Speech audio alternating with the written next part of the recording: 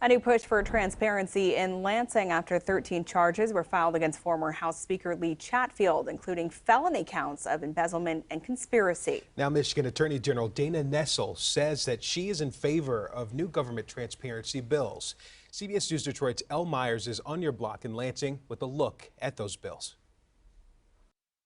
It was a busy week for government transparency here in Lansing.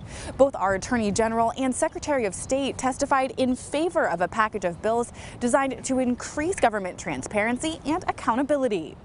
I know that many Michigan lawmakers are dedicated public servants, driven by a sense of duty to their communities and a desire to improve the lives of their constituents. But these bright lights are often crowded by dark clouds of corruption that thrive in the shadows that are allowed by our current weak ethics and transparency laws.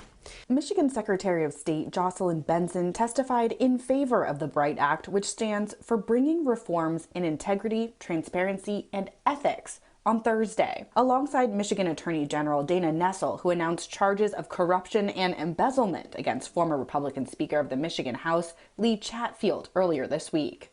I've heard it said by some that these bills don't go far enough. What these bills provide is a start, a solid, earnest, serious effort towards the goal of ending corrosive forces in Michigan government, creating better transparency, and allowing a path forward to earn back the trust of the public.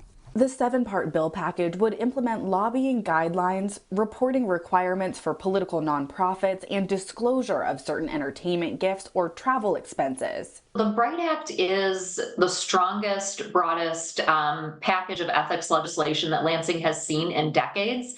So several bills focused on dark money accounts, also known as C4s.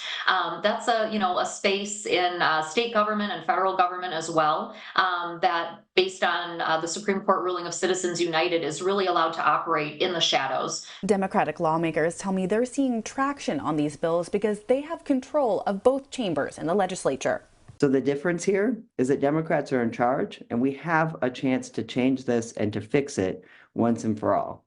Now, I reached out to the House Minority Leader Matt Hall for comment on this bill package, but he wasn't available on Friday.